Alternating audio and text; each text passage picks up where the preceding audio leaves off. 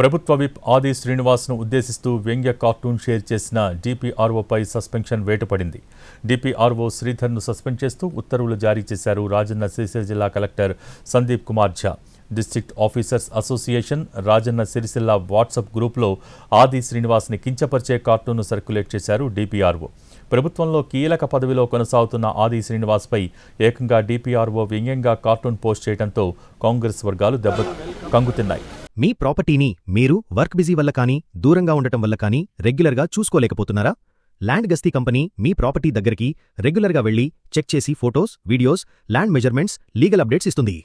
Rental, repair service also available. Contact us 8977782303. డిపిఆర్ఓపై కాంగ్రెస్ శ్రేణులు తీవ్ర ఆగ్రహం వ్యక్తం చేశాయి. మ్యాటర్ సీరియస్ కావడంతో సదరు అధికారిపై చర్యలు తీసుకున్నారు కలెక్టర్. ఇటీవల సెప్టెంబర్ 17న జరిగిన ప్రజాపాలన దినోత్సవానికి ఆలస్యంగా వచ్చారు కలెక్టర్ సందీప్ కుమార్ ఝా. జాతీయ పతాక ఆవిష్కరణ తర్వాత కలెక్టర్ రావడంపై ఆది శ్రీనివాస్ అభ్యంతరం వ్యక్తం చేశారు. వేదికపైనే కలెక్టర్ను నిలదీశారు. ఈ వివాదం కొనసాగుతుండగానే ఇదే ఘటనను ఉద్దేశించి రూపొందించిన కార్టూన్ మరో వివాదానికి ఆజ్యం పోసింది.